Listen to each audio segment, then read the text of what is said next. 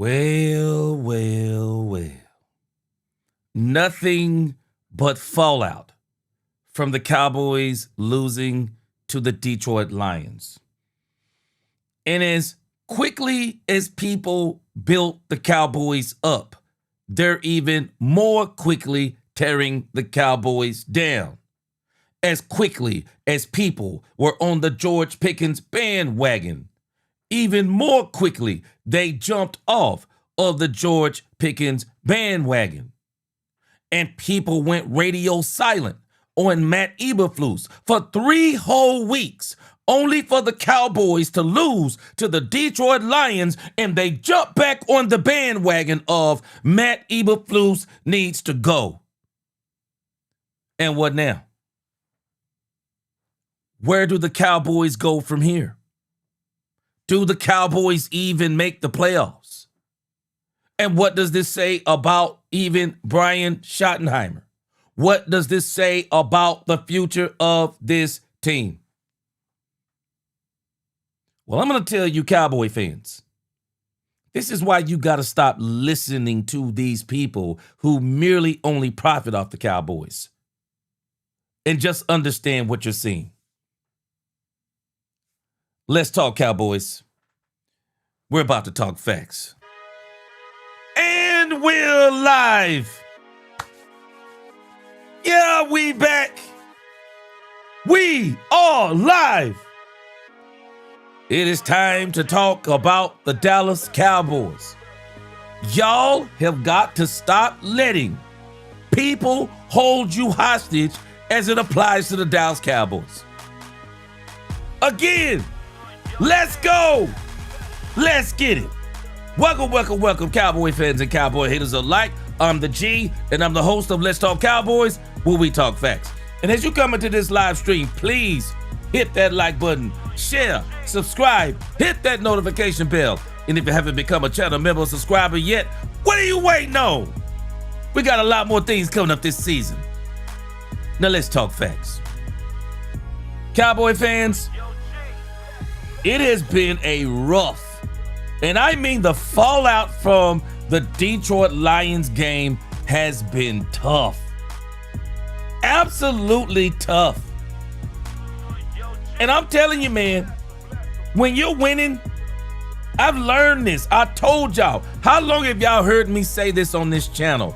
This is why I let no man build me up. Because the man that builds you up can tear you down. Man, you get out there, you work hard, you grind, you let the work speak for itself. So quickly, everybody was ready to crown the Dallas Cowboys as the 2025 Super Bowl champions. That's what they were ready to do. And the moment the Cowboys lose a game, they're right back to their cowboy hating ways. Yeah, and even some of the people who cover the Cowboys on every single level. Cowboys fans, we just have to understand it is what it is. I told y'all from the beginning of this season. What did I tell y'all? 2026. What else did I tell y'all? The Cowboys are going to flash. What else did I tell y'all? It's this coaching staff first year. The Cowboys still need more players. We got work to do. We got work to do. So let's not be so quick to throw the Cowboys in the trash. Today, we're going to keep it real simple. Brian Schottenheimer had a press conference today. I'm very interested in this press conference. Because Brian Schottenheimer, and I said this last week, Brian Schottenheimer's got a little cocky. And I don't mind cockiness. I like it when you back it up. But when you don't back it up, it just looks like cockiness and not confidence. There's a fine line between confidence and cockiness. But you're confident when you know you got everything you need to beat the brakes off every team that you see. And there is no way they can beat you even with mistakes. Brian's been a little cocky. There are some things that I heard that he said. I haven't watched it, but I've seen some things on X. There are some things that I'm seeing that he said, oh, I'm definitely going to have some issues, some comments about this in this press conference. Stephen Jones gave a press conference today, 105.3 The Fan. I'm going to talk about that. Also, I forgot to write this down, so forgive me. But this is going to be a subject that we'll deal with also. 105.3 The Fan did a piece to where they're asking people like, where are they on George Pickens, if I'm not mistaken. My wife was telling me about it when she rode to work this morning. So we're going to listen to that, and I want to give my weigh in on this thing about George Pickens, because it is utterly ridiculous of what people are doing to George Pickens. And finally, as we build up to the Philadelphia Eagle game tonight, because this Philadelphia Eagle game tonight, I'm going to show you just how important this game is for the Cowboys to get to the playoffs. Because the road to the playoffs has literally turned into the road to the playoffs. So that's going to be our subjects for tonight. Shotty Presser, Stephen Jones, George Pickens. We're going to fit that in, and then we're going to finish with the road to the playoffs that's going to build us up for the drama of this Philadelphia Eagles game. Let's keep it going, y'all. We are Cowboys fans at the end of the day, and nothing should be able to shake our confidence. Let's get a quick roll call, and then we're going to get right into the show. Appreciate y'all rocking with me. Let's get this thing going. Mose Logan, what's up with you? The regular Dominique Pittman. Dominique, Hoobie D, Little Tex D. Who else? One more. Hey, your stuff in the mail this week. Stuff in the mail this week. Let's go. Caitlin, what's going on? Good to see you. Lord Nova 85, what is going on with you? Ronnie Dub in this thing. What's going on, Ronnie Dub? Ron Hanna, what is going on? Ty Howard, what is going on? Good to see you. Poobie D in this thing, got my back. What is up with you? Lockin' D, Clank Clank, what's going on? Lockin' D, Richard Owens, what's going on? It's the Doomsday Cowboys in this thing. Man, he said that secondary against the Lions was trash. It's got to be rebuilt immediately. Doomsday, we're going to talk about all of that as we get into this Brian Schottenheimer thing. Lolly, what's going on? Mr. Get Dirty up in this thing. What's going on? Jeremy Betts, good to see you. Terry Tatum, Mills, 0040, what's going on? These people in the media is like promiscuous females flipping and flopping. Hey, Mills, they are not loyal. I can tell you that much. Hallelujah. What's going on with you? Good to see you. Mario Baskin, good to see you. John Jones, as always, he said, what up, G-Money? I'm going to tell you it's a New Jack City. What's going on? Yay, Martin, this thing. What's up? Robert Dudley. We're going to talk about what you just said. Chris Dunaway, what's up? Alicia Hamrick, what's going on? She said, enough with the haters. They can hit the road. I agree, Alicia. What's going on, Mixed Matrix? What's going on? Good to see you. And it is the one and only JCT Slice. Number one, Dak Prescott fed up. Number two, he says, there's still life. It is. The Eagles look like they're having some deep-rooted issues. And if we can play enough defense to help Dak out, we can really make the playoffs. We still got 4. Yeah, we still got a chance. We're going to talk about that tonight. Incredulous. What's going on? Yeah, Revelney still ain't right, but he's getting close. I agree. Bass up in the crib. What's going on? Yeah, man, charges on deck. Rose, what up? Lynn from the 903, what's up? Good to see y'all. JCT, let's go ahead and get that super chat in. JCT said, gee, you're right. Shady McCoy trolled and left of the Cowboys fan moderator and Cowboys fans on Speakeasy, even waving us goodbye, shaking my head. JCT Slice, meanwhile, his team is struggling. Terry Tatum, what's going on? We're going to come back to that JCT Slice as a matter of fact. What's going on? All right, let's get this thing going. David Duval in this thing. Tony Nichols, John Henry, what's going on? Renan Zaguini, Good to see everybody today. Chuck Rome, what up with you? Good to see you. David Duinez, what's going on? Studio 15, welcome to the congregation. Philip Williams. Appreciate y'all rocking with me. Let's get this thing going today. And so, let's get into this thing with the Brian Schottenheimer presser. Brian Schottenheimer, and I'm going to tell y'all this again. I'm riding with Brian Schottenheimer until the wheels fall off. The wheels didn't fall off, but a couple of hubcaps popped off this thing. I'm still riding. But I'm riding with Brian Schottenheimer from this perspective too. Brian Schottenheimer has said some things that makes me question, is this his real opinion? Or is he playing the company man? And one of the things that he talks about is, there's been a couple of things. So he's talked about Jaden Blue. I mean, Brian's talking about Jaden Blue. He can tell me anything he wants to, but I'm watching some of these players on this Cowboys team, and if you're telling me that Jaden Blue is that bad, then what does that say for some of these other players? But let me tell you why I'm saying this. Because Brian Schottenheimer, some of his answers seem to be based on some of the issues of the Cowboys in the past. If we pay them, we play them.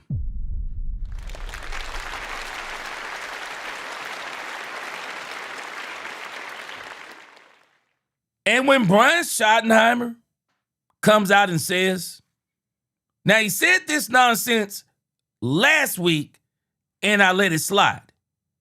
But I can't let this slide this week. If I'm not mistaken, this man is talking good, and maybe he's not going to repeat it. But last week, do y'all realize this man talked good about Kenneth Murray Jr.? What?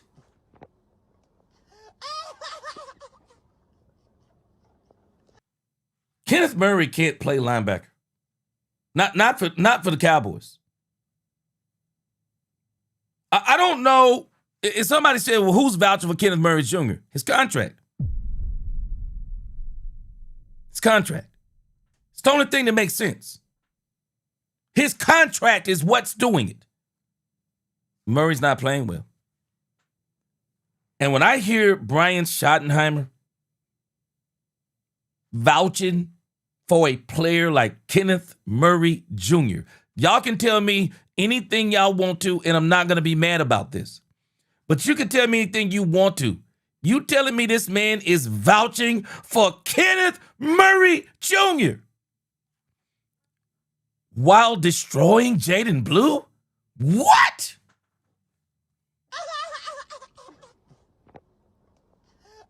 Come on, Brian. Come on, Brian. Some ain't adding up, Brian. You're advocating for Kenneth Murray Jr. Go back and watch the tape on this man in the Detroit Lions game. Well, you can go back actually all of the other games before the Detroit Lions game.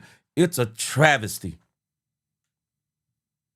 The read, the reactions, the lack of tackles, getting blocked out of plays. Man, this man is here for the paycheck. It's crying shame that this is being allowed, and then there's excuses made for this man every week, and then killing Jaden Blue. I can't, man. I can't. And that goes to show that there is some kind of bias here. I got a message today on X, and I promise you we're going to get into Brian Schottenheimer. Got a message today on X for one of my Cowboys brothers. I think it was, let me see. Yeah, Chris DeVault. Chris DeVault brought up something that I'd already mentioned before.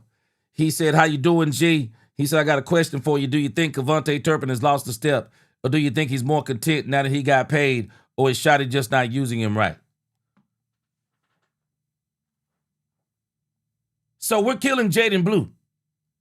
And we're even still advocating for Kevontae Turpin?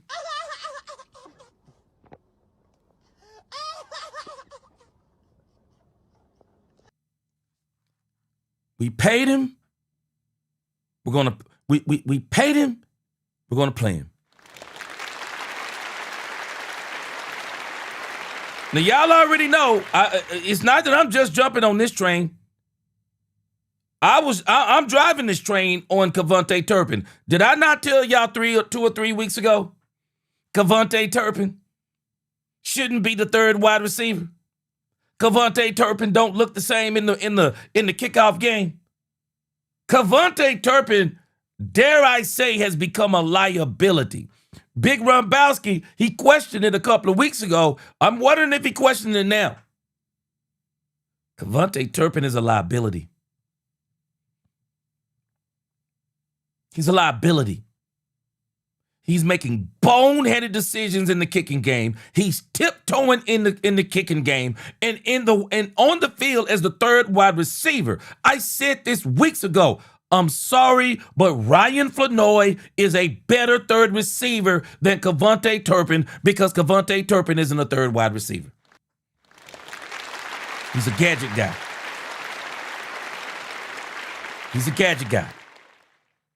And I don't think there's a problem with him playing wide receiver. Just don't let him play third wide receiver all the time. How about when Kevontae Turpin steps on the field, everybody takes notice and says, okay, the Cowboys are going to try to run some trickery with Kevontae Turpin. That's how you should use him. Because he's no threat as a wide receiver.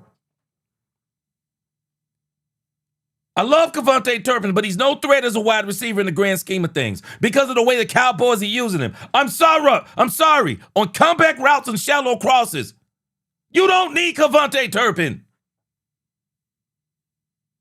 If you're telling me you're gonna get him on a pick play, on a slant, and get him one-on-one with a linebacker, one-on-one in space with a safety, I'm gonna tell you, do that all day long.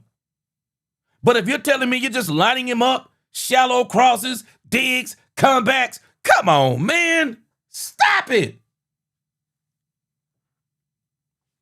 We're hurting ourselves with some of these dumb decisions. And it's got me wondering if some of these decisions are we paid them, so we're going to play them.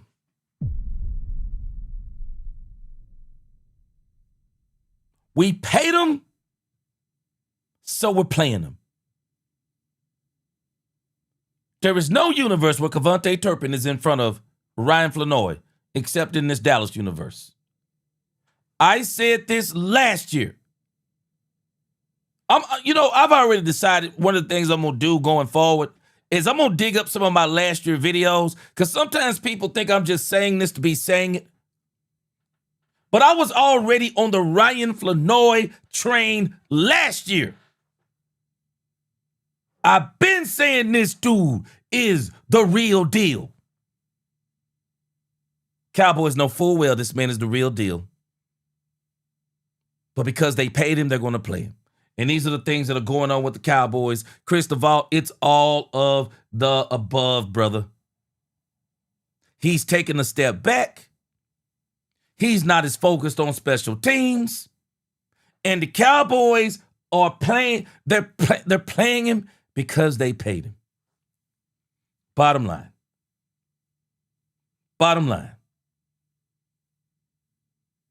This sounds like some of this same foolishness from the Cowboys. And I'm not going to be overly critical.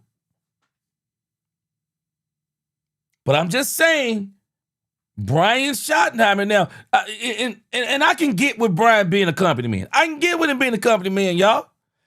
Boy, but when I start struggling is when Brian starts defending this stuff like it's his own idea. Because if it's his own idea, I got issues. Boy, I got issues if this is Brian's own mindset. I got issues, man. I'm going to give Brian the benefit of the doubt, and I'm going to write some of this off as this is a part of a collective discussion, a collective thing. But it does seem to me like this is some We paid him. We paid him. We gonna play him stuff. All right, guys. I told you. I promise you. We're gonna get. Let me read a couple of comments. I'm gonna read some comments, but I had to get this in. Mills said, "Gee, you a prophet. I remember your stuff last season, Mills. I said a lot of this stuff, man, that we're seeing now. I said the Cowboys are going to flash. I said Ryan Flanoy was him because I said Ryan Flanoy's got some Dez Bryant type characteristics in him. He's got some Dez Bryant, and he's only going to get better. I said a lot of this stuff last year, man. Ron Hanna said, how about we play the players who are performing? What a novel concept, Ron Hanna. What a novel concept. You mean the infamous Tony Romo speech? Tony Romo said it's a meritocracy. Yeah, it's about who plays the best. He says, how about we play the players who are performing? Murray's still playing for what He's bad. And G, you right. Turpin shouldn't be wide receiver 3. It's a travesty. It's an absolute travesty. Star Guardian X, appreciate that super chat. What's going on, Star Guardian? Star Guardian said, what up, G? I really don't understand why Cowboy fans are so down. We just came out of a gauntlet that in the past we go 0-3, but we made out 2-1. And really though, Star Guardian, Detroit, at least from what my understanding was, in the original gauntlet, Detroit wasn't even a part of it. The true gauntlet was supposed to be the Raiders, the Eagles, and the Chiefs. Because y'all remember that the Raiders got Ashton Genty, the Raiders got Geno Smith, and everybody was talking about, hey man, the Raiders are gonna be good this year. And when the Cowboys, they go up against the Raiders, then they gotta go up against the Eagles, then it's gonna be a short week, and then they gotta go up against the Chiefs, they're gonna go 0-3. That was supposed to be the gauntlet. The Detroit Lions wasn't even a part of the gauntlet. But the issue is we didn't even include Detroit in that because they are a part of that gauntlet. We thought they are a part of that gauntlet because we thought the Minnesota Vikings were going to be good. Minnesota Vikings aren't good. But yesterday, hold on, they beat the Commanders like they were world beaters. Cowboys got a game on their hands. Cowboys got a game on their hands coming up with the Vikings, or at least it appears they do. But the Cowboys went 3-0, where they were not supposed to go 3-0. And it's not the Detroit Lions game that killed the Cowboys' hopes. What really hurt the Cowboys is losing earlier games that they shouldn't have lost. Let me tell you a game. Because, kind of looking back on the Cowboys schedule, and I'm sorry, we're going to listen to Brian Schottenheimer. I know y'all are clamoring to hear Brian Schottenheimer. But when you look back at the Cowboys schedule in reality, the Cowboys, in hindsight, there are a couple of teams now that I don't feel the same way about looking at those teams and how they're playing now.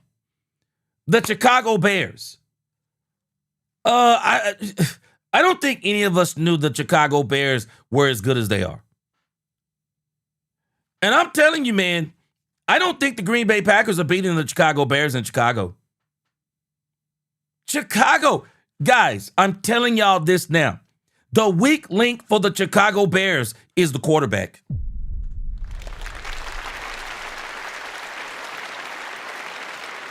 Man, let me tell you something.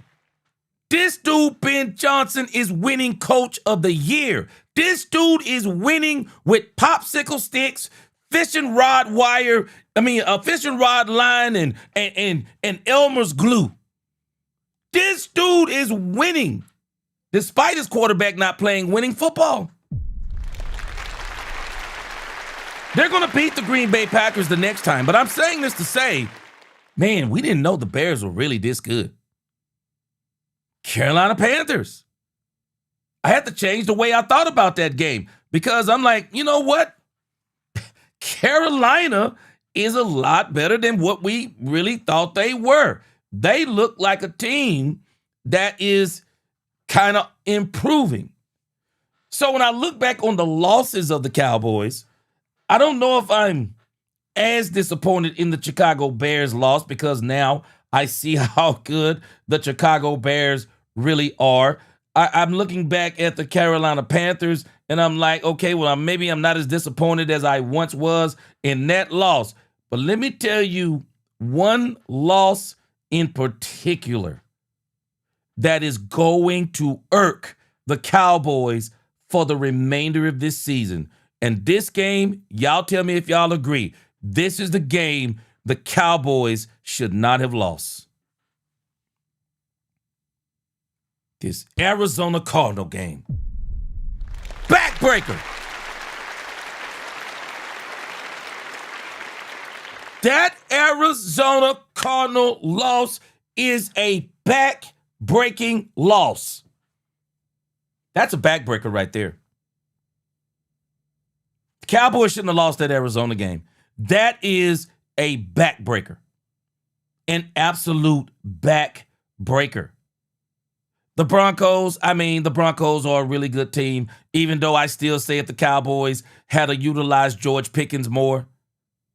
I think the Cowboys beat the Denver Broncos, but I get it. Hey, man, the Denver Broncos are a really, really good team, and they continue to stay on a winning streak. I think the Cowboys could have won the first game against the Philadelphia Eagles had CeeDee Lamb not had some drops, but it happens. So I'm not really tripping so hard on that game. But it is this stupid Arizona Cardinals game. You don't let the Arizona Cardinals beat you, man. You don't let the Arizona Cardinals beat you. I don't care how bad the defense is. You don't let Arizona beat you with 27 points at the crib. What? The Detroit Lions game was on the road against a desperate team who has not lost back-to-back games since October of 2022. The Detroit Lions game was always going to be a dogfight. But the Arizona Cardinals? That's the game that's haunting the Cowboys.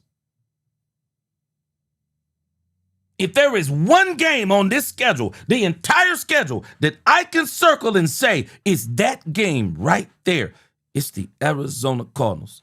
The Cowboys should have been able to beat the Arizona Cardinals on their worst day. You took that loss at home. That's the one that did it to us. That's the one that did it to us. The Detroit Lions was always going to be a tough game. Always going to be tough. But I'm sorry, that stupid Arizona Cardinals game, even on your worst day, at home, ain't no way. Ain't no way. Lock and D, he says, Terp don't look the same. He don't. Terp don't look the same since like last year. Is it because our special teams coach is terrible? Because Fossil had Terp getting more touchdowns. Lock and D. I think it's a combination of things. One of them is he got paid.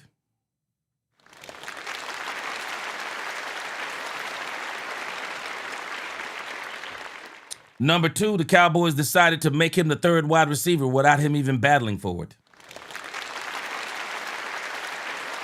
And I think Terp is more focused on being that third wide receiver than he is on anything with special teams. I think that's Terp's problem. Dominique said, gee, that's always been their mindset. They play the guys that they draft and the guys that they like. Why do you think Tolbert was on the depth chart higher than Flo and even Mingo? But Dominique, you know what? And I agree. Yes, sir, I agree. But Dominique, you know what I'm going to give him credit for? They at least did the right thing with Jalen Tolbert. Cowboys did the right thing with Jalen Tolbert. They put Ryan Flanoy in front of him. Now, I'm not sure they should have put Kevontae Turpin in front of him, because I still say as a pure wide receiver, man, I'm taking Jalen Tolbert. as a pure wide receiver. But they did the right thing. Now, Dominique, you know what the difference is? Hadn't paid Jalen Tolbert, nor are they paying Mingo any significant money. Yep. And you're right. That's the difference. They're paying him. They're paying him. Chris DeWinez, he said, sounds like the same old Jerry. Jerry has done a lot of great things. I still say Jerry's going to be in the running for the GM of the year, but Jerry still... And Chris Dunaway, you know, and let me give Jerry some benefit of the doubt. Maybe this is Shotty's real thoughts. Because it seemed to be... Because I'm struggling with Matt Eberflus even thinking that Kenneth Murray Jr., could this be his real thoughts that Kenneth Murray Jr. is good?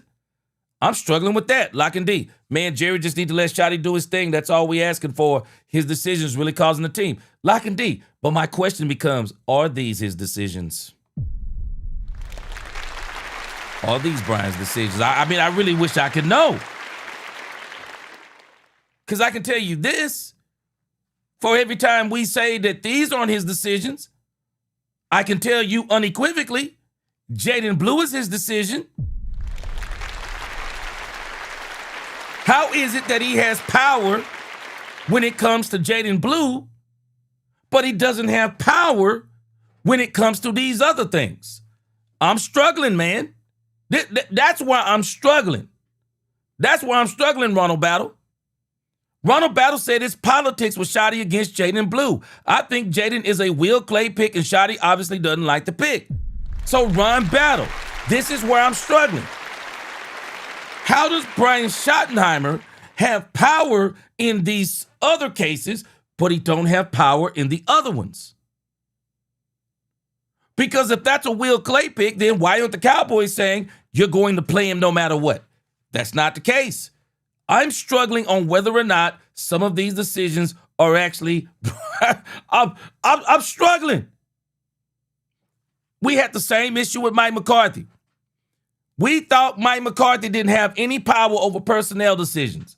Only for Mike McCarthy to come out, throw a pie in the face of Dak Prescott, and all of us saying he didn't have no power, and Mike McCarthy shocked us with a megaton bomb. He said, I got a lot of say-so in personnel. What? He said he had a lot of say-so. This is why I'm struggling with some of these things with Brian Schottenheimer, because Brian Schottenheimer steps up to these podiums, and Brian Schottenheimer defends a lot of these things as if these are his decisions or as if these are collective decisions. I'm struggling with these things with Brian Schottenheimer because I got more news. I got more megaton bomb thought processes I want y'all to really start processing about Brian Schottenheimer. Let's be real. Are we really saying, could there be a world where Brian Schottenheimer wanted Matt Eberflus also? I just struggle with all of this.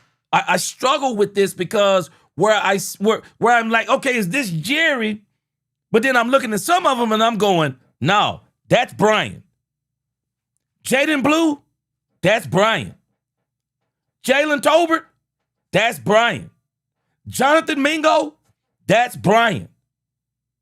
I'm looking at certain moves and I'm saying this is him. But the ones that I'm questioning on whether or not they are him, he comes out in press conferences and he pretty much defends those like they are his. So I don't know.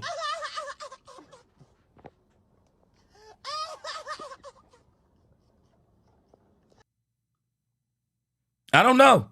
Message to your group in terms of finishing out these last 4 games. Yeah, control we control. Win. Stay in the moment.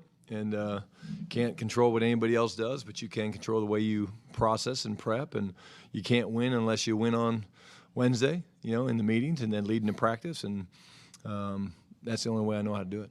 Will you peek tonight at the game and see what Philly's doing and try to figure out where you stand? No, I'll look at the scoreboard when it's over, and I'm sure somebody's going to say, "Hey, it's whatever." But no, I got plenty to do with that Vikings defense.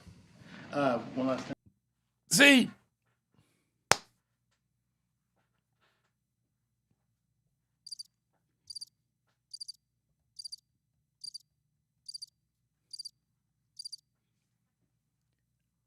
it's this stuff right here. I'm riding with Brian Schottenheimer. I get it. I get it. I get it what Brian does. Brian tries to really work the mentality of his team. And what he tries to do to his team, I've noticed, is that he tries to convey to his team that certain games are not as important as others. Certain games, because every game is a championship. Every game is a championship opportunity. I get it. I get it every day of the week. But I said this before the Marshawn Kneeland thing. Did y'all notice what the Cowboys were screaming? Raiders game. Let me think. Wait, Raiders game. Yeah, Raiders game. Because Raiders game was after the Marshawn Kneeland thing. Now, watch this. I said this even when it happened. Did y'all notice how they played Marshawn Kneeland thing against the Raiders? How they played against the Eagles? And how they played against the Chiefs. They were riding that Marshawn Kneeland energy. And I said this when it happened. For as much as I can understand what Brian Schottenheimer does with all of the even kill, and it's just another championship opportunity, and no game is more important than the other one. Oh, I don't look at the schedule. I'm not looking at other teams' records and all of this.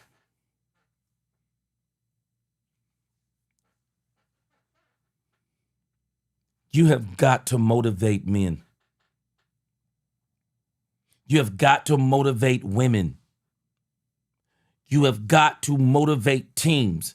As a person who has dealt with team building in almost my entire life, people need incentives. And I'm not talking about money. They need incentives. There are things that you got to give to a team every single week. Yes, we want we want a consistent message. I love a consistent message.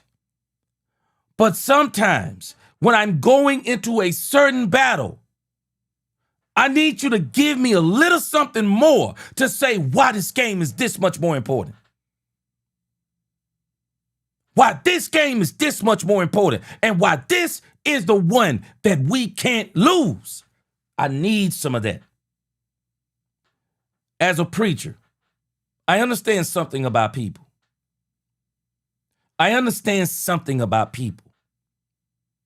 That there are some Sundays that I understand that I need to step in the pulpit and I'm going to preach the word of God every single time. But sometimes I also got to be able to be aware of the moment, the time that we're in, maybe what's going on around us in society, some major event that has happened that is messing with the mentality and the spirituality of the world, the world and the church. That there are times that I'm going to step in a pulpit and I'm going to drop a message that's going to be so powerful and so encouraging, which I do every Sunday. But I drop in a message and I try to drop something in that I know that's going to take them to another level in their Christianity. You have to do this sometimes. And it's amazing to me. Brian is up here like, yeah, man, oh, the Philadelphia game tonight. It's no big deal. I'll watch it. It's a big deal, Brian. The Philadelphia Philadelphia Eagles game is a big deal. It's huge. I don't know why. Somebody's got to explain to me. Y'all tell me in the chat. Why is this a problem? Why would it be a problem? Why would it be a problem for Brian right now just to say, yeah, this Philadelphia game is a big deal tonight. It's a huge deal. We put ourselves behind the 8 ball. It's a big deal. We would love for the Philadelphia Eagles to lose tonight. What's wrong with saying that? Yeah, I'm watching this game. I'm watching every minute of this game. I'm watching every minute. I'm hoping they lose. I'm watching every minute. Because our goal is to make the playoffs. And while we're going to control the parts that we can control, well, the parts that we can't control, we would love for the Philadelphia Eagles to lose tonight. What's wrong with saying that? I don't understand I don't understand what's wrong with saying that. I get what he's trying to do. But Michael Irvin, and I don't know if y'all saw my video I did on Michael Irvin, but Michael Irvin was talking about these types of things. For example, he said, Jimmy, if they got on a win streak, I noticed this about Brian after the third game they won. After the third game they won, man, Brian was, and don't let me call it cocky. Let me give it another name. Brian seemed satisfied after a 3-game win streak. He seemed satisfied.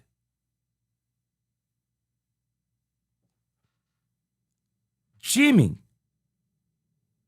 would look at a 3-game winning streak and spit on it. Jimmy would look at a 3-game winning streak and tell his team, we need more. We need more. Jimmy is not letting the Cowboys come off of a high of beating the Kansas City Chiefs and not being even harder on his team for that next Thursday night game against the Detroit Lions. No, Jimmy is emphasizing to his team, I promise you, we got to get this next Detroit game. Y'all will get 10 days off. Y'all can rest then. But until then, it's all hands on deck. And he's telling them, it's hell week. Y'all remember after that game we won against Kansas City? Oh, might even give them an extra day off. Really? Yeah, it might even give them an extra day off. You know, these guys, and this, and they really? Not Jimmy. Nah. We got games to win. We got games to win. And this Detroit game, what's wrong with saying this? This Detroit game is more important than the last. It's more important than the last game. Detroit, Philly, the Raiders were great, but this game is even more important. And then when you beat Detroit, you go to Minnesota and say, this game is even more important than the Detroit game. Because every game, because of what we've done, every game becomes more important than the last. Every single game. It's ramping up. I get it. I get it, Brian. I get it. But man, to just blow off this game tonight. Oh, I probably watched the ending score. You're just going to watch the ending score? Bro, I'm sorry. I'm different. Maybe this is my problem. Maybe I'm the dummy. Y'all tell me what y'all doing. I'm having a watch party at my house tonight if I'm Brian Schottenheimer. You watching the game? You doggone right I'm watching the game. We got to play the Chargers in 2 weeks. I'm very interested in this game. Yeah, I'm watching this game. Man, I'm about to, boy. I'm sorry. Y'all help me. Maybe I'm just stupid. I'm having a watch party at my house tonight. If I'm the Dallas Cowboys coach right now, there's a watch party at my house tonight. Y'all bring y'all family. I'm having a watch party tonight. This ain't just about the Eagles losing. We got to play the Chargers in 2 weeks. Hey, let's get some free film watch. We're going to go back and watch film on them after we beat the Vikings. But how about we get together tonight and watch this game together? And let's just, as we're watching it, just like as a fan would do, how about we just watch it together and say what we see and what we see, what we like and what we don't like and what we could do right there. How about that? Whoa, I struggle. I'm sorry. I'm struggling with some of this stuff. I won't, hey, Brian B. Brian, but you yourself said we were riding the kneeling thing, and look at what you did. 3 games in a row. You go to Detroit, there's hardly no talk of Marshawn kneeling, and it's like, I don't want to necessarily say it was Cinderella and the carriage turning back to a pumpkin. But it seemed like to me, there wasn't just being tired. It's almost like I saw some satisfaction. I didn't see I just didn't see the urgency in the Cowboys in that Detroit game. I didn't see the urgency. Because I'm going to tell you something, man. When you talk about championship teams, let me tell you something. Championship teams, they're not going to, hey, you know what? They build their mentality different. Young Jeezy, a rapper, I don't know if y'all know Young Jeezy. And I use this line from time to time because sometimes my wife say that I'm like really doing a lot and just like I just be grinding and trying to do this and trying to do that. And people be talking about, rest and stuff like that. And I use a line from Young Jeezy. I'll rest when I die.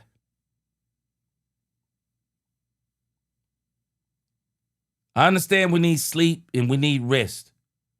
But there are just certain times, man, you just say, I'll rest when I die. I got to get it.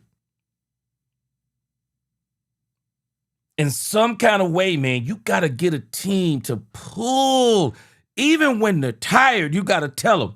I would have told this team, the light is at the end of the tunnel, guys. We get out of this Detroit game, y'all going to get a 10-day rest. We got to keep it together for this game. And this game is important. We need to go into this 10-day rest. We need to go into this 10-day break. And it's really not a 10-day break, probably about a 3-day break. But, man, we need to go out of this game with a victory. Man, I'm struggling with some of these things and how Brian tries to be. He wants to be even keel about certain things. But that's not the reality of life. If I can say that. It's not the reality of life. I'm not saying that you have to be up and down, but I am saying even inside of being even keel, I'm going to be able to be smart.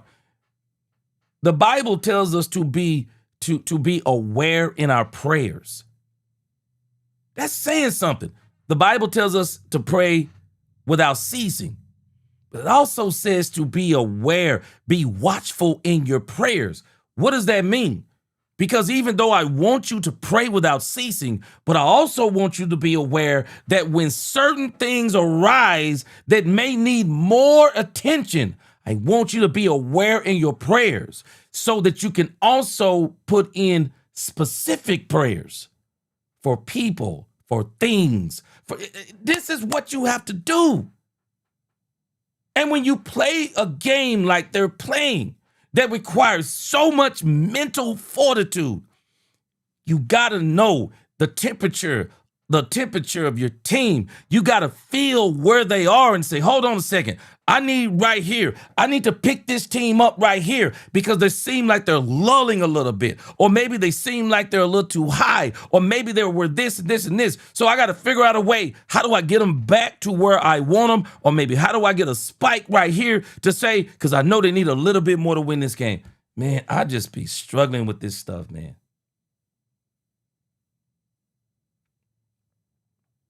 I just struggle with this stuff. And everybody can't be Bill Belichick. And the reason why I say everybody can't be Bill Belichick is because Bill Belichick had a certain demeanor. But Bill Belichick's demeanor was all about winning and doing your doggone job and not tolerating people not doing their doggone job. So it's a whole different thing when you're talking about Bill Belichick, and Super Bowls were the goal with Bill Belichick. So it's a whole lot different thought process that goes into this. But man, I be struggling with this thing with Brian because tonight the Eagles, they're not just playing somebody that you're not going to play in the next. It's not like they're playing a team that you're not going to play. They're playing the Chargers. Are you watching the game tonight? HE double hockey sticks, I'm watching the game tonight. Yeah, I'm watching the game tonight. I'm having a watch party because we're playing the Chargers in 2 weeks. I want to see what they look like. We can get some free film watch as a team. I got the whole team coming over. We're watching this game tonight. Boy, maybe I'm stupid. That's all I can tell you, man. Maybe I'm stupid. Maybe I'm the one that's stupid, man. Robert Dudley said, well, I'm going to be stupid with you, G. I'm telling you, Robert Dudley, maybe me and you just stupid, man. This can't be my answer, man, when somebody say, hey, you watching the Eagles game tonight? Oh, nah. I probably just watched the ending score, no bit. Yeah, I'm watching this game. I have the whole coaching staff at my house tonight watching the game. Why? Not just because of the Eagles. They're playing the Chargers. We play them in 2 weeks. We just figured it'd just be a free night for all of us just to watch it as a fan and process what we're seeing. Struggling with this, man. Ron Hatter said, this is why I rock with you, G. Appreciate you, Ron. He said, we cut from the same cloth. He said, I'm self-scouting them. I'm watching this game. Man, shoot. Ron Hanna, I ain't got no shame in my game, bro. I'm telling we watching this game tonight. You better believe we're watching this game. Who's not watching this game tonight? What Cowboy fan? Man, you know what? I ain't gonna go out I ain't gonna just say, because I don't want to just put no pressure on my Cowboy brothers and sisters. But I'm just telling you this. Boy, you got to question whether or not you a Cowboy fan. You're not watching this game tonight. Boy, you got to question whether you a Cowboys fan. Ain't no doggone way. What Cowboy fan ain't watching this game tonight? Man, Cowboy fans, shoot. Boy, Cowboy fans watching this game tonight burning candles up in this thing, man. Boy, we watch this game burning candles tonight, singing Kumbaya. Shoot, that's the average Cowboy fan, and you watching this Philadelphia Eagles game tonight. Man, I took off work. Folks taking off work to watch this game tonight.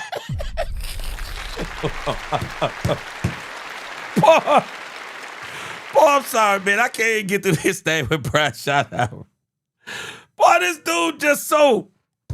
Brian, come on, bro. There's my man, Chris Devon. What up with you, Chris? Good, man. I read your question online on air today, man. Boy, oh, man. Kippy. Man. Hey, man. Yes, sir. I know about Jeezy, boy. Kippy, you went on early when I first started, but Kippy back in the day used to want to be a rapper before I came a preacher. Boy, yeah, I know about Jeezy, man. Yes, sir. Yeah. Tatiana, there's no time for rest and sleep. Not for championship teams. Now, you sleep when the season is over. Championship teams, we don't worry about being tired until the season is over. Robert Dudley, there is no tomorrow. Yes, sir. Yes, sir. Rose said in the streets all day, I'm going to sleep when I die. Yes, sir. Rose, that's me, man. That's how I feel about it, bro. That's how I feel about it, bro. David Duvall, he said, gee, I am sure he is watching tonight's game. When he gives multiple interviews per day, he doesn't give away too much. Man, you know what? I'm just telling you, David. And that's why I said I get it. I get what he's doing. I just can't roll. I want my team to know. Because I'm telling you, Jimmy held his team to a very high standard. Jimmy held his team to a very high standard. He did. And Jimmy wasn't worried about all this kind of stuff like this. No. Heck, I'm watching this thing tonight. Man, what Cowboy fan ain't watching this game tonight? Man, come on, man. I'm sorry, guys. I'm sorry. This is funny to me. Health updates on Diggs, Clowney, and Guyton. Do you anticipate them possibly practicing this week? Yeah, we'll see. I think Diggs should be good to go with practice, and then we'll find out a little bit more over the next 2 days, 48 hours with Guyton and Clowney. And Brian Todd Archer with you. So as he talked about this injury thing right here, the biggest thing the Cowboys missed against the Detroit Lions was Jadeveon Clowney. Jadeveon Clowney was a big deal. I wonder how much better does Tyler Guyton do against the Detroit Lions. I said this about 3 weeks ago, and I'm going to stay on this same wavelength. I said it before. If Nate Thomas, as a whatever round draft pick he was, what was it, a 7th round draft pick or something like that? If Nate Thomas as a 7th round draft pick, you're telling me that every team in the league looked over this dude and he's that good that he can come in and take the place of Terrence Steele or Tyler Guyton? Or is that telling us that Terrence Steele and Tyler Guyton may not be that good? And that boy Nate Thomas got whooped against Detroit along with Terrence Steele. And I wonder if Tyler Guyton would have fared any better. Did I not tell y'all this 2 or 3 weeks ago? The Cowboys need to seriously think. Cowboys need to seriously think about their tackle situation. Not just Terrence Steele. I know some of us love Tyler Guyton. I'm not telling you I don't love Tyler Guyton. I was having this conversation in church this past Sunday. Dudley Gator, he said, yes, sir, I'm a minister. Yes, sir, I'm a minister in church. Yes, sir. 2 churches now, this church and this Cowboys church we have right here. Yes, sir. But I was telling a brother at church this past Sunday, it was like, Cowboys have a tackle problem, man. Have y'all not noticed when we go up against these real good teams, we get whooped at the defensive tackle position? Man, we get whooped. And Tyler Guyton will play real good. But Tyler Guyton, about 4 to 5 times a game, Tyler Guyton gets beat, and he gets beat bad. And I mean, he gets beat bad. Nate Thomas, I already know about him. I watched the dude. I forgot the dude we was talking about. The dude from the Arizona Cardinals. I mean, I watched him pick up Nate Thomas and set him over to the side and knock him on the ground. Man, we got a tackle problem, bro. We have a tackle problem. I don't know, man. I don't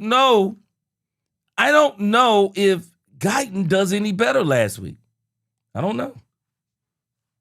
Yeah, and he forgot one guy. CD, how's he doing? Yeah. I know you've not gotten on the field yet, but how's he doing? Yeah, he's doing good. Talked to him over the weekend. He's doing good. He's progressing nicely. And, again, hopefully things all work out like we expect. I'm worried about CeeDee Lamb. CeeDee Lamb doesn't have a concussion problem, but I am worried about CeeDee Lamb. I'm worried about Yes, sir, Bass. Yes, sir, I'm struggling. Yes, sir. Bring me back to the hood, bro. I'm struggling. I'm struggling bad. I'm concerned about CeeDee Lamb. I'm wondering now, the Cowboys have got 10 days, so it's a 10-day run until we play the Vikings. But I'm very concerned about CeeDee Lamb. I don't want the Cowboys to rush him back. I really want them to, if necessary, to rest CeeDee Lamb against the Minnesota Vikings. The Cowboys should be able to beat the Minnesota Vikings without CeeDee Lamb. If I'm the Cowboys, I mean, the way he was doing, that is a serious thing when you start dealing with those types of things. If I'm the Cowboys, I would even give him an extra week if possible. But we'll see how he turns out. I know CeeDee Lamb. I know he wants to play bad. I do. Donnelly said, "Why are you stupid, bro, partner?" He said, "We play the Chargers in 2 weeks and won't G." He said, "I'm stuck." He said, "Don't want the Chargers to win neither." Yes, sir.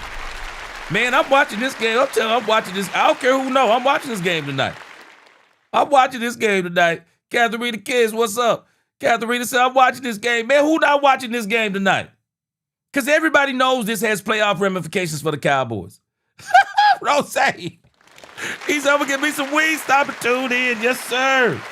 Man, who not watching this game tonight? Man, it's a huge game. Because most people don't even like the Cowboys know that this game is huge for the Cowboys tonight. Okay, it's 6:13. I tell you what we're going to do. We're probably going to have to come back to this. We're going to have to come back to this stuff with Stephen Jones and Brian Schottenheimer. Boy, y'all going to have to forgive me today, man. I got on a little bit of a rant. I ain't been on in 3 days. So we'll get back to, let me see, 6:13. Okay, we'll listen to Brian till about 6:30. And then we're going to get on to the road to the Cowboys. We'll come back to Stephen Jones. We'll probably come back to him either late tonight or tomorrow. Let's see. And then Flournoy's improvement, I don't know, or his increased production, what would you put that on for him here in his second year? Where has he improved most? Probably the route running. Here's a guy that's always had the size and the speed, but, Toddy's worked really, really hard on the fundamentals of top of the route transition. He's always been very strong at the catch point, but also learning the system. Good blocker, too. The biggest thing for me is good he's blocker. A young player that just if you watch him pre-practice, post-practice, working on how to create separation at the top of the route, speed turns, tight turns, bursting turns, all those different things. I think that's where you're seeing him create more and more separation, and it's through hard work. Really is. He's a professional. He's very mature for his age, young player, and just really proud of him. John Machado with The Athletic, you mentioned after the game you thought Dak took too many shots. How's he doing, and how do you guys kind of fix that? Yeah, he's doing good. It's something that we've done actually really well for the most part all year, John. And this team that's coming in here is going to create a bunch. Now, this is another place that I'm disagreeing with Brian Schottenheimer. Y'all do realize this isn't the only game, this isn't the first game where Brian Schottenheimer said Dak Prescott took too many hits. No, this is starting to become normal. Dak Prescott took a lot of hits. I got the schedule still pulled up. This has actually been a theme for the last, 6 weeks? Dak Prescott took a lot of shots against the Denver Broncos. Said the same thing then. Dak Prescott actually took a lot of shots against the Arizona Cardinals. Said the same thing then. Dak Prescott took a lot of shots against the Philadelphia Eagles. Dak Prescott took a lot of shots against the Kansas City Chiefs. Dak Prescott now has taken a lot of shots against the Detroit Lions. Dak Prescott has actually made this offensive line look better than it is, and that's one of this team's problems. Dak Prescott has been able to eat some of the pressure that has been against him, whether it's been getting the ball out quick, stepping up, stepping outside, scrambling outside, extending plays. Dak Prescott has saved this team some sacks that it would have got had it not been for Dak Prescott. No, this is a regular thing. Now, and I disagree with Brian right here. They actually haven't done really good on this the whole year. The triangle of the Cowboys line is elite. Tyler Smith, Cooper Beebe, Tyler Booker. It's elite.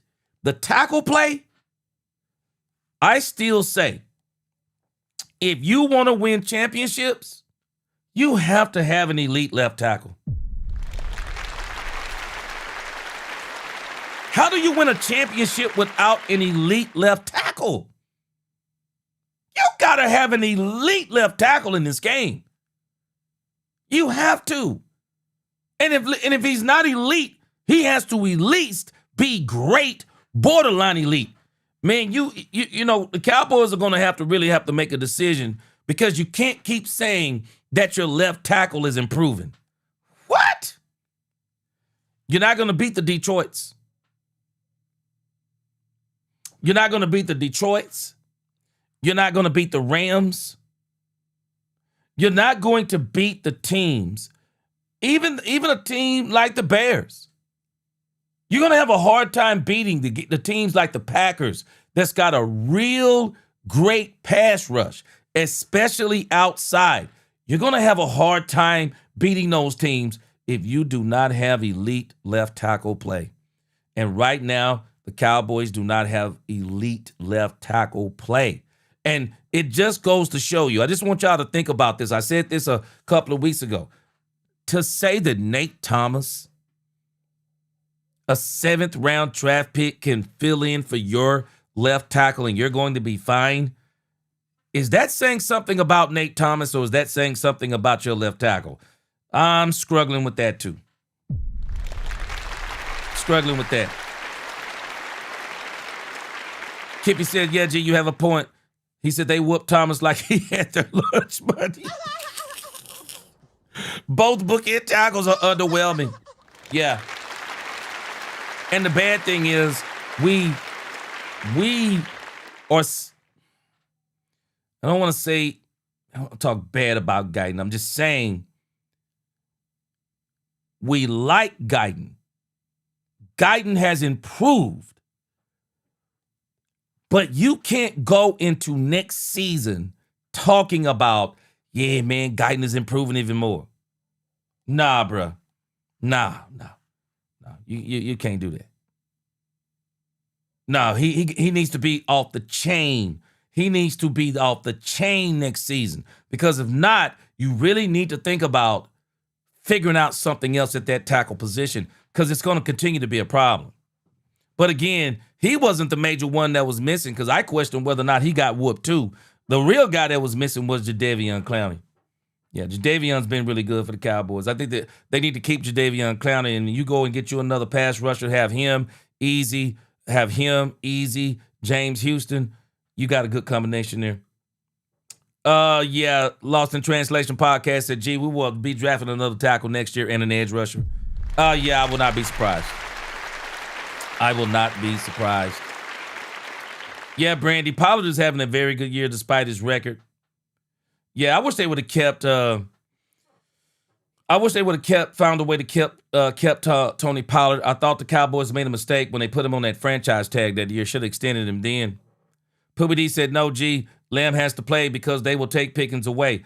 Flournoy looked pretty good. I think Flournoy could do pretty good against the Vikings. But yeah, Poobie D, if he's good, I'm good with him playing. I just don't want the Cowboys out there.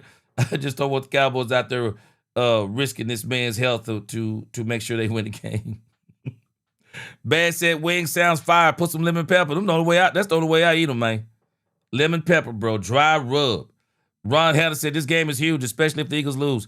Hey, I'm telling y'all, we're going to look at this in just a moment. At about 6:30, we're going to turn to that. We're going to turn to that and look at what the Cowboys need to do going forward. What now for the Cowboys? Bunch of problems for us in that regard because they're really good at that. But again, pass protection involves everybody. You know, it involves receivers getting open, and the line obviously has to do their job, and the backs have to do their job, and Dak's got to get the ball out when he can. But talked to him over the weekend as well, and everybody's in a good spot. They're motivated to get back on the field and play. We know we let one slip away, and that's okay. But we'll get back on the horse, and here we go. And then with I think it's 10-year games you guys have started. I don't know. Maybe I'm just picking nits. I just don't like when you say something like, we let one go and that's okay. It's not really okay. More of a figure of speech, but it's not okay. It's not okay to let games slip away. But again, I said it. Michael Irvin echoed some of the same things I said on his rant about the Cowboys losing. But I'm telling us straight up, the Cowboys, they got beat by the Lions because the Lions outcoached the Cowboys coaching staff all the way around. It wasn't just Matt Eberflus that got outcoached. They got beat by the Lions. They got beat by the referees. The referees made some atrocious calls, very atrocious calls. And then, of course, they got beat by themselves. Stupid turnovers. Jake Ferguson was atrocious against the Detroit Lions. Jake Ferguson made 2 back-to-back bonehead plays, fumbled the ball on a 3rd and 26. Bro, you caught a 5-yard pass. How many more yards are you going to get trying to struggle for? Come on, man. Gave up an easy, and we were blaming the defense for a lot of this, but the defense were really put in a bad situation. They had a short field all day long. Detroit Lions had a short field all day long. The Cowboys were basically playing with their back to the 50-yard line. That's what their defense was playing with. Now, if you got to 85 Bears, you're probably, yeah, you can stop some teams. Even if they get it at your 50, you can stop them. But, man, when you get to the 50-yard line, 45, 50-yard line, boy, you got a whole different ball game of plays. And Dan Campbell just called a great game, exposed a lot of the Cowboys' weaknesses. Somebody still got to tell me, how did Dan Campbell nullify the Cowboys' pass rush? How did he do it? How did he nullify it? I don't understand it. How did he nullify it? Some of it is Matt Eberflus, of all the games, he's called 3 great games in a row. Matt Eberflus got to this game and reverted back to some of the things he was doing before the Cowboys got players. Didn't blitz as much. I don't recall seeing the 5-man. I don't recall seeing the 5-man front a whole lot. I just don't recall seeing a lot of the things that he was doing those 3 games where he looked great. And he saw something, and I'm very interested in his press conference this week because I want to know, what did he see that made him change his game plan from the first quarter? They had Jared Goff running for his life in the first quarter, and only to just allow him to sit back there after that, I don't understand. A lot of things I don't understand. About trailing, is there anything you've been able to see from looking back on that of what can possibly change to maybe you guys get off some faster starts? Yeah, again, we've looked at some different things. You know, there's a few things with the openers that we've talked about, and you know, we're big into deferring. Why? Well, we like that to get the ball in the second half. You know, that extra possession in the second half, I think, has been good to us at times. But it really comes back to the fact just the execution, you know, has not been at the level that we need it to be, and we can score in a hurry, and we've played well, but there's not one thing that we're like, man, if we do this, we'll start faster. This is another place. We talked about this last week. Brian Schottenheimer, last 4 games. Brian Schottenheimer has started out behind. And I'm pretty sure it's way more than 4 games. But they start out so slow. I don't think that's a matter of execution. I think that's a matter of predictable play calling. Who don't know how Brian Schottenheimer is going to start his games out? Who don't know? He always wants to start out every single game establishing his run game. Well, every team knows that when they see us. They know immediately Brian is going to start out with the run game. It's pretty simple. Okay, we know how to do it. Cowboys going to start out with the run game. Watch this. They have no outside threat. They have no speed outside. They have no running back. Well, they have one, but he's not playing, and everybody is bought into he's no good. So they have no running back that can cause an outside threat. So if I'm playing the Cowboys, I already know what they're doing. Okay, they're going to try to run between the tackles. So we're going to crash. We're going to line up a defensive tackle over the center, and we're going to crash that Cowboys defense. Crash that Cowboys offensive line. We're going to get into the backfield, and then we're going to let our linebackers, if we don't get them in the backfield, then our linebackers are going to shoot the gap, and they're going to get the Cowboys and stop the run game. So then what we're going to do, because we know it's Rain Dakota Prescott, and he reacts pretty good to the blitz, so then what we'll do is we'll rush forward on the passing downs and sit everybody down in coverage. And we'll keep everything in front of us. And we may even send one extra pass rusher. Maybe we'll send one person to blitz. So that then says Dak Prescott has to get the ball out of his hands fast while throwing into coverage into tight window throws. And because we're giving him no time, he has no time to go deep. They're running no deep crossing routes. They're running no go routes. They're not being creative in most of the ways. The Cowboys become so easy to stop, especially early in the game. And what really gets these games going for the Cowboys offensively is when they get a sense of urgency and they start letting Dak Prescott loose. When they just tell Dak Prescott, hey, Dak, just go out there and play. Get loose. Maybe, Brian.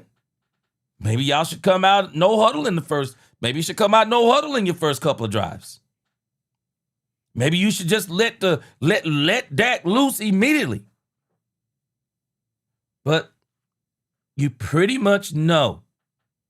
We pretty much know how Brian's gonna start every game. That's the problem. Who don't know how he's going to start the game? That's why they're starting so slow. And they say their first 15 to 20 plays, they say most coaches script those. Well, his script isn't good. His script isn't very good. It's when he gets in desperation mode, and that's when they have to say, hey, we got to let Dak loose. We got to let Dak loose. We got to let Pickens loose. We got to let Lamb loose. That's when they start moving the ball. And he said there's not one single thing. Hell, and some of this is probably gamesmanship. He doesn't want to give anything away, but it's a problem.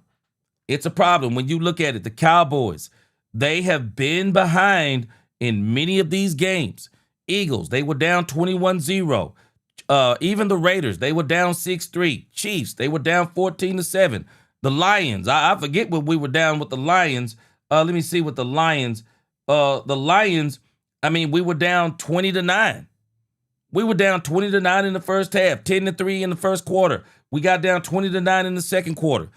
Just slow starts. We didn't score a touchdown against the Arizona Cardinals until the fourth quarter.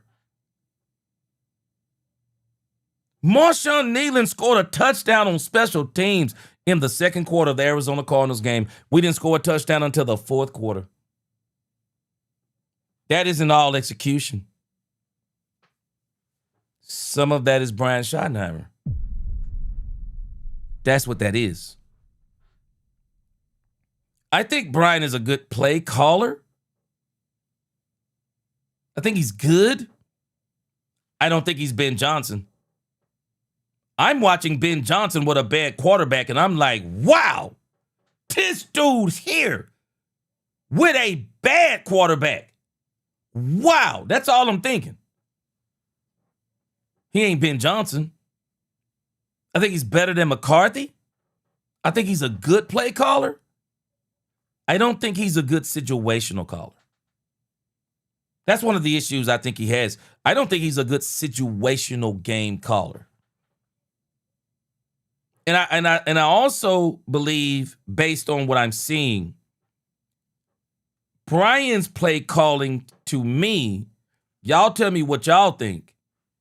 I believe his play calling looks better because of the players he has, rather than he's out there knocking them dead with the play calling.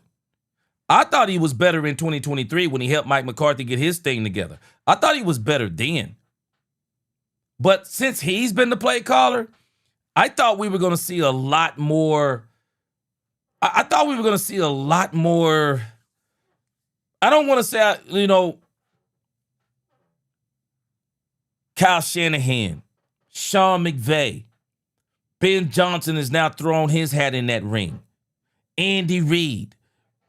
I thought that Brian was going to be one of those types of play callers. Not on that level immediately, but I thought he was going to be in some of those conversations. Maybe he'll do this next year. I think Brian will be better next year because he will be the play caller next year. I think he'll be better next year. But so far, some of these slow starts are Brian Schottenheimer. They're not just execution. It's the predictability of how he calls his games. It's when they get into a sense of, hey, we got to do something, and then he starts letting loose. That's when the games get a lot better. Ron says, I don't know about Guyton. It just ain't looking good in my opinion. He's average at best, especially for a left tackle position. Ron Hanna, that's my point. I just don't think you can be good at the left tackle position. I think at the left tackle position, you have to be great to elite. If you want to really win championships, you got to be great to elite. What's going on, Michael Lee? He said, you're right, G. You catch everything, my brother. You be on point with your takes. Appreciate you, my brother. Yeah. Brandy said, I like Guyton, but he's not consistent. Yeah. Roberta Bacon, what's going on? She said they look like they are afraid of getting hit and hitting folks. Yeah, that happens. Especially. Yeah, you're right. Rose, we got to draft a true left tackle and let him go to the right side. That's where, and Rose, he's played more left tackle now than he ever played in college. And so I would still like to see what he looks like at right tackle, because at left tackle, I'm not sold on him at left tackle yet. Because by now, we can't keep talking about that he's improving. Man, your left tackle, your left tackle has got to be great. He does. Michael Lee, he said, we need all our spokes on the rib. I like that. All right, so it is 6:33. We're going to have to come back to Brian Schottenheimer. What's going on, Elbert Donaldson? Good to see you. We're going to come back to Brian Schottenheimer, and we'll skip over this. I want us to go as we get ready for this Philadelphia game in about 45 minutes. I am extremely excited for this Philadelphia Eagles game. Let's turn over to the road to the Cowboys, a series that I put together a while back. I've updated it with a lot of different things so we can kind of see where we are as the Cowboys. Here we go. All right, guys, let's check this out. Road to the playoffs for the Dallas Cowboys. Let's rock and roll. Well, Cowboy fans, the road to the playoffs is not, there's only one road. I believe there is only one road to the playoffs for the Dallas Cowboys. And that road is winning the division.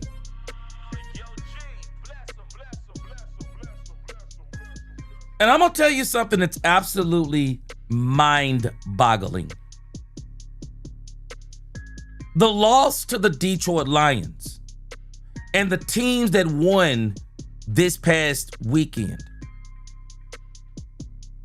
The Cowboys have a better chance of winning the division than they have of going to the playoffs through the wild card.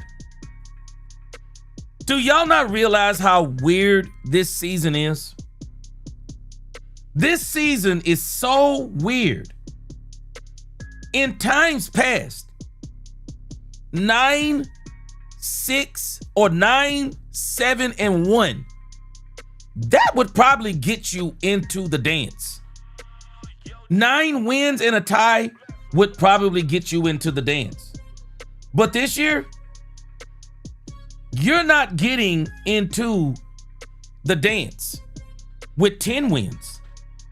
10-win teams are going to miss the playoffs. 10-win teams. And so the problem has become this simple.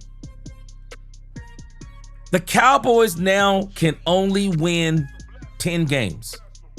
That's the most the Cowboys can win. When you look at all the teams that are in front of the Cowboys, the Bears have 9 wins. The Packers have 9 wins. The 49ers have 9 wins. The Panthers, we're not worried about them so much. Even the Lions have 8 wins. In the grand scheme of things, we are needing an epic collapse from the NFC North and the NFC South. We're needing an epic collapse, which I think it's impossible. With that loss to Detroit, it is impossible. When you look at the road to the wild card, the Lions are now 8-5. They played 13 games. They have 4 left.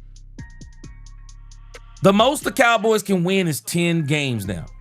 So the Cowboys would need for the Lions to win 2 more of their games. This seems like a possibility. I could see the Lions, after putting so much into playing, because this is what happens to teams. They put so much into beating the Cowboys, they come back the following week and they fall off a cliff. I'm not going to be surprised if the Rams blow out the Detroit Lions this coming week. I won't be surprised if the Bears beat them at home and the Lions finish 10-7. They're playing the Steelers. They're also playing the Vikings. The Vikings look good against the Commanders. We'll see what happens against the Cowboys. But as it applies to the Lions probably will lose 2 more games and finish 10-7. But the Lions are not the problem. The problem is the Bears and the Packers. Because the Bears, when we think about the Bears, they have the Browns, look pretty good with Shador, but I don't think they'll look that good against the Bears. They got the Packers. I do think the Bears will beat the Packers at home. They have the 49ers on the road. They play the Lions. The problem is, even if the Bears win 2 out of the last 4, of which I do believe they will win 2 of the last 4, that will put them at 11 wins. That puts them out of reach of the Cowboys. The Panthers, they'll probably win 2 of the last 4. Not worried about them. They won't finish before the Cowboys, even though they are in front of the Cowboys now. The Vikings, not worried about the Vikings. No point. 49ers have one of the easiest schedules down the stretch I think I've seen. They got the Titans at home, the Colts, who just lost Daniel Jones. They're going to win that game. They have the Bears. The Bears will be at San Francisco, and then they have the Seattle Seahawks at San Francisco.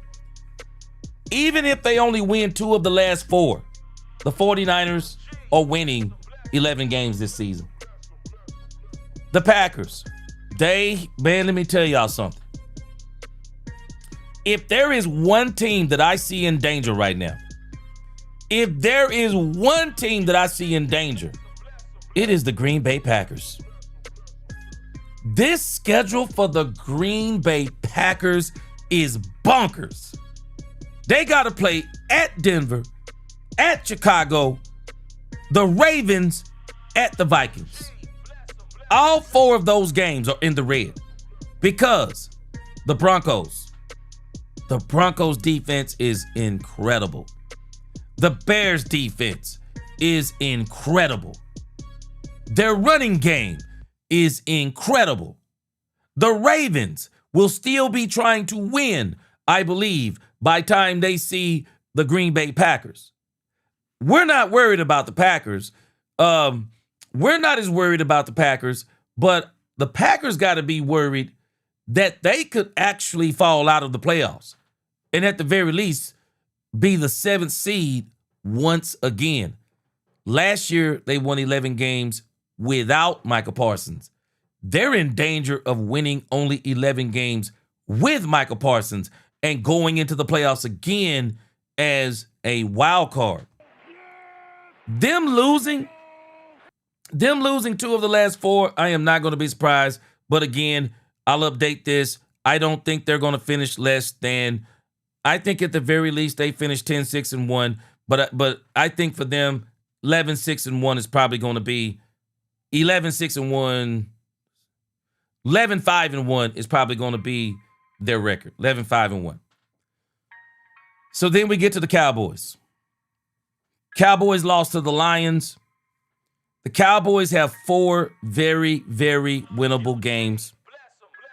If Brian Schottenheimer can get this team together, they're going to win all 4 of these games. Commanders, man, they've been playing some pretty tough games. Well, no, the last game they got mollywopped. They played great against Denver, mollywopped against the Denver Broncos. But the Denver Broncos got a really, really, really, really great defense. Got mollywopped. So the Commanders, I don't think the Cowboys going to have a problem with them on Christmas. I don't think the Cowboys going to have a problem with the Giants. But now I'm starting to think that the Vikings may give the Cowboys a tougher game than I thought. Oh, I'm sorry. That was the Vikings that beat the Commanders, not the Broncos. The Vikings beat the Commanders. The Vikings may give the Cowboys a better game than I ever anticipated. We are at home. I'm giving the Cowboys the benefit of the doubt. I do think the Cowboys beat the Vikings even if it's close. I also think the Cowboys beat the Chargers, even though I think that game could be a hard-fought game.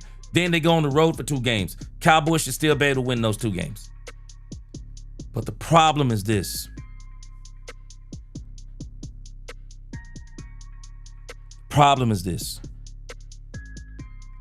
The Cowboys need the unlikely collapse of multiple teams to go to the wild card. Guys, they need a collapse. We're basically saying that in order for them to skip over all of these teams to get to the 7th seed, the Cowboys need the Green Bay Packers to win only 1 more game. And I don't even know what the tiebreaker looks like between the Cowboys and the Packers. So we might even need the Green Bay Packers to lose out. And we know that's not happening. The Cowboys need the Bears to only win 1 more game. I don't think that's happening. They need the Chicago Bears to only win 2 more games. That's a possibility. You go to the NFC South, this becomes the real problem. There's only 3 playoff spots past the divisional winners. You got all of these teams that they're more than likely going to win 11 games. Green Bay is probably going to win 11. The Bears are going to win 11. The Rams are already at the 10th win spot. So we know the Rams, there's no way they're going to lose the rest of their games. 1 more game and the Cowboys, the Cowboys can't do nothing with them. 1 more game, the Cowboys can't do anything with the Seahawks. That's already 6 spots. 4 divisional winners, 2 wild cards. They're probably coming from the NFC South. The Seahawks and the Rams, we're going to add them to this next week. The Rams and the Seahawks are both at 10-3. Once they hit that 11th win, which I think they both get over the next couple of weeks, the Cowboys can't touch them. The only thing the Cowboys would be fighting for in the wild card to be the 7th spot. And I've already showed you the 49ers schedule. They're at 9-4. There's no way they're losing 3 of the last 4. Stranger things have happened. I don't think it's happening. The wild card, the road to the wild card has collapsed on the Cowboys. It collapsed. 11 wins, the Cowboys get in either way. I said this before. They get in either way. Let me read some comments and I'm going to get to the next part. Big Mouse Dog, he said, I sent Black to the Sheagles locker room. I see you. Rose said the coach said they're about to work out Phillip Rivers. What? Rose, they ain't trying to win. Man, I'm with you. They ain't trying to win. Boy, that's a joke. Man, they better go get Joe Flacco. Robert Dudley said this winter, not like Green Bay or Chicago, but similar to Buffalo, New York weather. Yeah, it's pretty cold out there. Elbert, special teams is terrible. Yes. Safety Screw Market, he said, how about Jerry let Shoddy hire who he wants to be DC? Again, Safety Screw Market, I wonder if he wanted Flus. I'd love to know it. I really would. I'd love to know if he wanted him. Chris Duvall said, Nate Thomas has said this to the media. He doesn't have good technique. Ooh. Yeah. James Bowie said again, special teams was terrible against the Lions. It was the thing that really, really put the nail in the coffin. Brandy said, let me see here. Chris Dunaway said Lions' whole O-line was holding most of the game. Chris Dunaway, I really do think the referees need to be studied, bro. They really broke the momentum of the Cowboys. Let me see who just said this. Let me go down here. Yeah, Elbert, it's exactly right. The calls took the momentum out of the game for the Cowboys. It really did. It really did. It killed the momentum, and they shouldn't be allowed to do that. My uncle is a referee, and he said that's one of the things that a referee has to focus on doing is not affecting the outcome of the game. Reginald said our problem is when it comes down to hiring quality coaches, Jerry Jones wants puppet coaches. I think the coaches, for the most part, are all good, but I do think Jerry may have made a mistake with Matt Eberflus because Matt Eberflus was fired from the Chicago Bears for being a bad coach. And then when you look at how good the Chicago Bears are now, even with a bad Caleb Williams, this is why Ben Johnson gets all the respect from me. Coach of the year.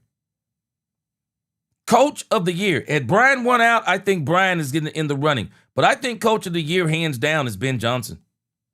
He is the coach of the year. He has done more with less. Yeah, Ron Hannah's, poor game scheme perspective, and the team looked tired, in my opinion. A lot of lofting. Yeah. Kippy, he said, gee, Flus and them didn't see Jack. He said they didn't see nothing. He said they think the game plan again. Yeah. Safety screw market, I think it's another good point. Flus runs an outdated scheme. He doesn't disguise anything. A good quarterback easily picks it apart. Facts. I agree with it. Especially when he calls it like he called the last game. He looked very good the 3 games before that. My question is, what did he see that made him revert back? Don't understand it. Chris Duvall said, I love Shotty, but sometimes you have to switch it up the first sometimes and receive the ball first. You know what? I would too. Let your defense set the tempo. Yep, Elbert, I agree. We had 2 or 3 big chances to turn the game around, and every time we failed. Whether it was the referees or ourselves. Bad said historically bad defense. Really good the last 3 weeks. Reverted back last week. But again, it was 1 game. I'm going to give Dan Campbell credit. Let's see what they do this week. Ron Hannah said, predictable. That's my issue. I think he's too predictable. Kippy said, when the game starts, Shotty uses Javonte Williams in the line. He chooses that over Dak, CD, and Pickens. Who does that? Overthinker. Yeah. And I'm telling you, Kippy, I think another major issue for the Cowboys, we have no threat speed-wise. None. We have no threat speed-wise. Big problem for us. Big problem for us, man. We gotta do it.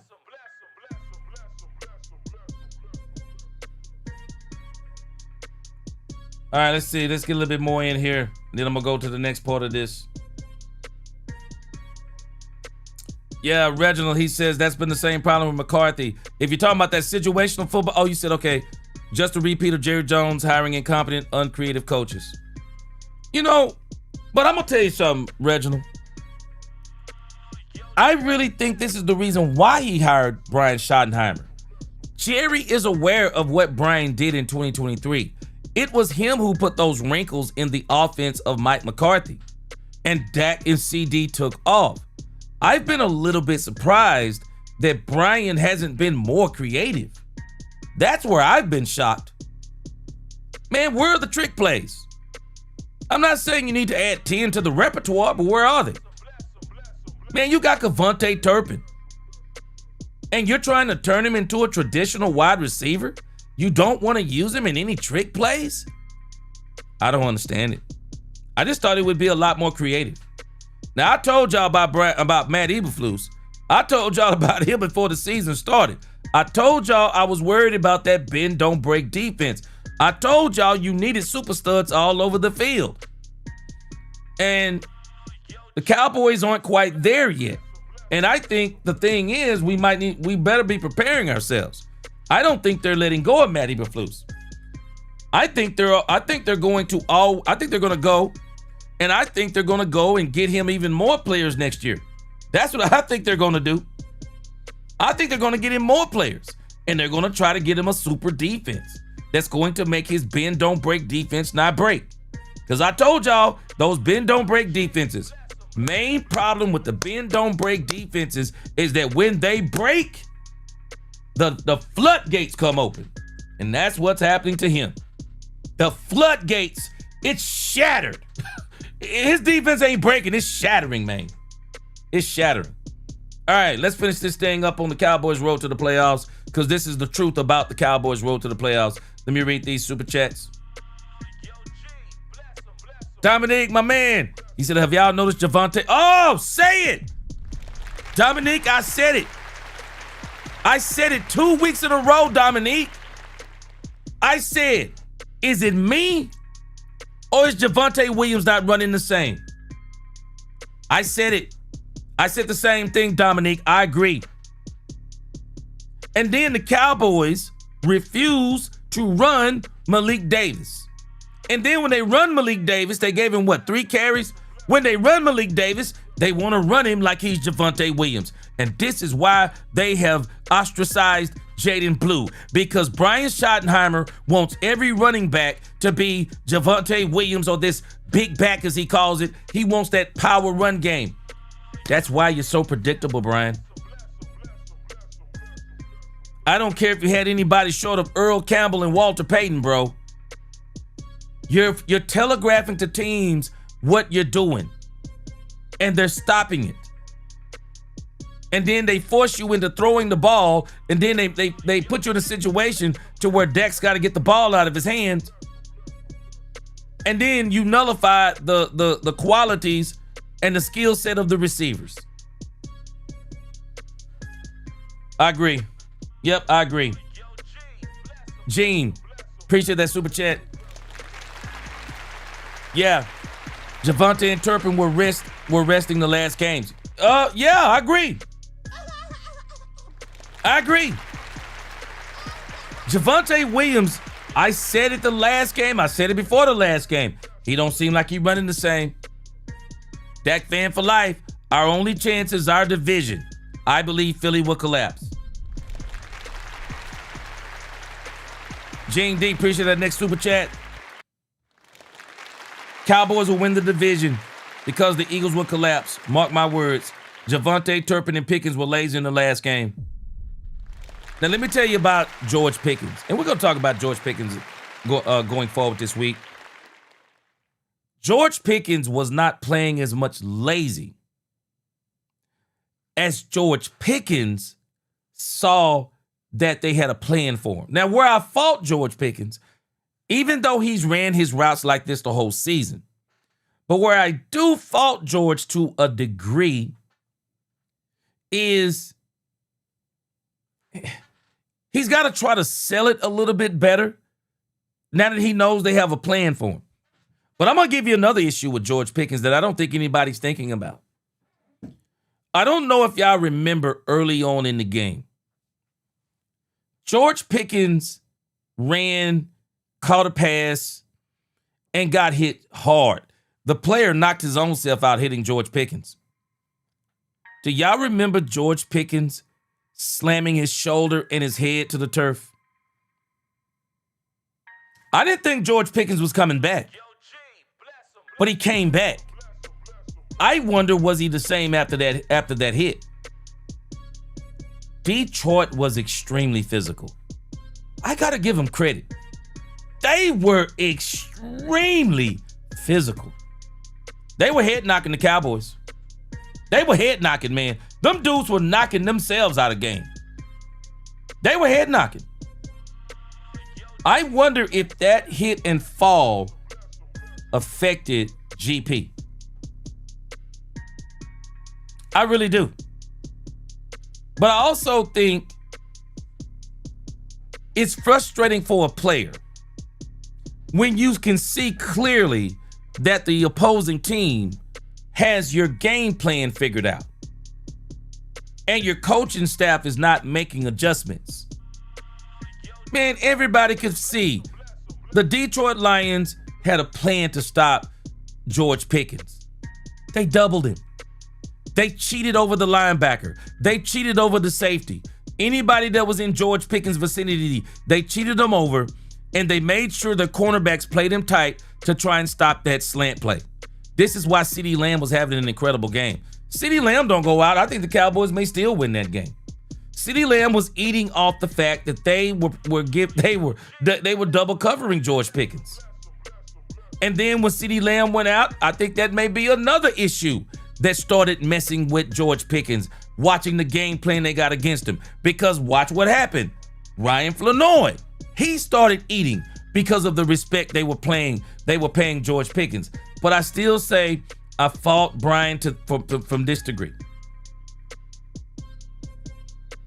I would rather, when you see they got a game plan for Pickens, even if you're going to try to use him for a decoy sometimes, man, don't let nobody take this dude out of the game. Put him in motion. Put him in motion. Try to get mismatches. Move him around. Put him in a slot. Do different things when you see that a team has a plan for George Pickens. I think he was frustrated. I really do. I think Pickens was frustrated. He'll never say it, but I think he was frustrated. Because in his post-game press conference, one of the things that he was mad at Sherm about was he said he should have looked at the coverage before he made his comments. I agree.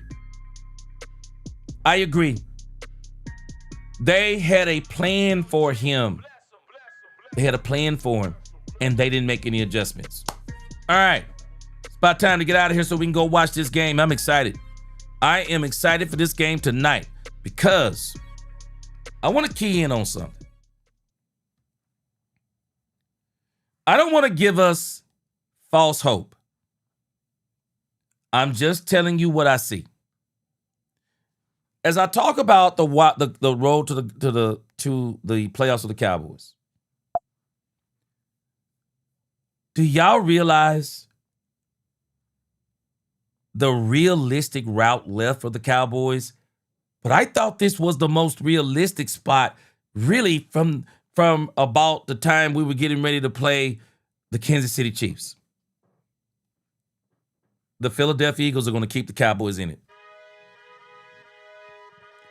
I believe the Philadelphia Eagles are going to keep the Cowboys in the playoff run. The Eagles have a lot of pressure on them, guys. The Eagles know full well they have got to win 3 games of the last 5. The Eagles have got to win 3 of the last 5. That's why this is the most realistic road to the playoffs for the Cowboys. I'm not worried about any of these other teams anymore on the road to the playoffs.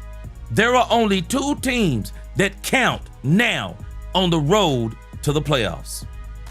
And those 2 teams are the Philadelphia Eagles and the Dallas Cowboys. Those are the only 2 teams that matter now. The Cowboys are only focused on winning the division. They have to win out. The Cowboys' last 4 games, they are so winnable. Vikings. The Commanders are not as talented as the Cowboys. Cowboys should be able to take care of the Vikings. The Vikings are coming to Dallas. I believe they win this game. They next play the Chargers. Thank God they are playing in Dallas.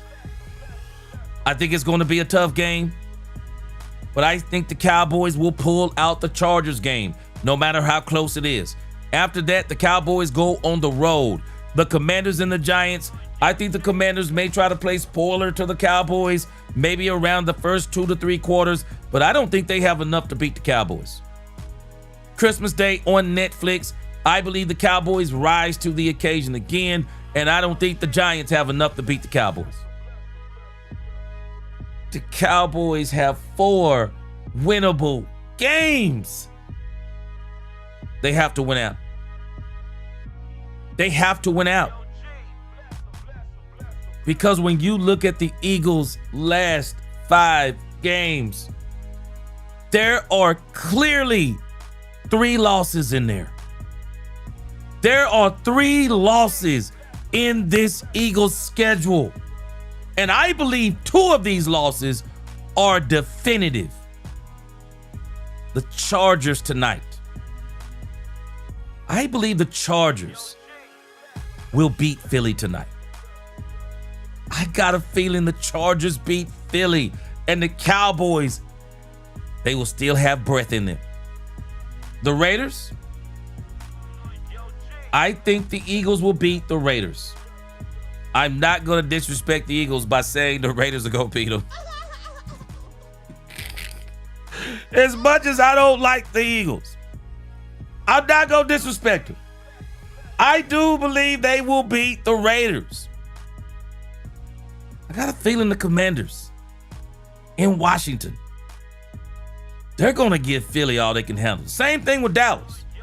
But Dallas is better than Philly. They're going to give Philly all they can handle. I will not be surprised they get beat by the Commanders. Buffalo Bills. Buffalo Bills are beating. I believe the Buffalo Bills are beating the Philadelphia Eagles at home. There are those 2 games, the Chargers and the Bills. I believe they lose those. Raiders, Commanders, then the Commanders the last game. I wonder if the Eagles will sweep the Commanders.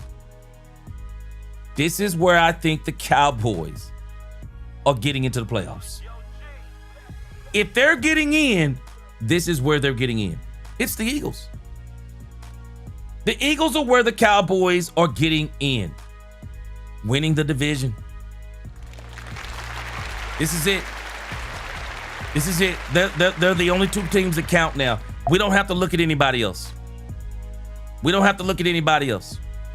These are the only 2 teams that matter. The desired outcome for the Cowboys would be that everybody finishes with 10 wins. It ain't happening. It's not realistic. Green Bay wins more than 10. Chicago wins more than 10. Detroit probably wins 10. Seattle wins more than 10. The Los Angeles Rams win more than 10. The 49ers win more than 10. The Eagles, I think they might win 10. There's only 4 divisional winners, 3 playoff spots. Between Green Bay, Chicago, Seattle, the Rams, the 49ers. They're going to take up the remaining 3 spots of the wild card. The Cowboys have got to win the division. I think this is the best shot. This is the best shot. It's got to begin tonight. Brian Schottenheimer better than me. He better than me because I'm getting my team, man. I'm telling them, hey, this is it, guys. Our playoff begins tonight. It don't begin just Sunday. It begins tonight. Let's all get together and watch this game. Because we're going to be playing the Chargers in 2 weeks. We're rooting for the Chargers. It's okay, guys. It's okay to say we're rooting for the Chargers to win. I don't know what's wrong with that as a coach, but we're rooting for the Chargers to win. We put ourselves behind the 8 ball. We need them to win. This is the only thing that matters for the Cowboys now. This is it. Cowboys and Eagles. And isn't it ironic, though? This is kind of the way I think you want it to be. You want it to come down to the Cowboys and the Eagles. This is what you want. This is what you want. And we'll see. I told y'all before, I don't think the Eagles and what they got going on, I don't think they can turn this around in one game. I don't think the Chargers is who you turn this around on. Now, the Raiders, maybe you can turn it around on the Raiders and beat the Raiders. But I think this Chargers game, and hey, don't take this for granted. Jalen Carter, looks like Jalen Carter got some issues. I think they're saying he's going to be game to game. He just had surgery. Game to game, he's a big miss for them. Big miss for them. So I think this is going to be a big deal for the Dallas Cowboys. It comes down to the Eagles and the Cowboys. I love it. I love it. Y'all tell me what y'all think. Let me read a couple comments before I get out of here. Comes down to the Eagles and the Cowboys. Will the Eagles win tonight? You know what? I think Herbert is playing. Now, I'm going to tell y'all this. If Herbert goes down, I still got confidence in Trey Lance. Trey Lance has looked good this year with the Chargers. He has. All right. Kitty boy, we'll talk about it tonight. Not going to the playoffs. Katharina Kiss, Eagles are on. All right, guys. I appreciate y'all rocking with me this session. We will be back tonight to talk about this win or loss. And I'm telling you now, if the Eagles lose this game tonight, I'm not going to tell you I'm going to act the fool, but I'm definitely going to be acted up. All right, y'all tell me what y'all think. Let's watch the game. Until the next time, DC4L, God bless. Until the next time, let's talk Cowboys. We talk facts. Peace.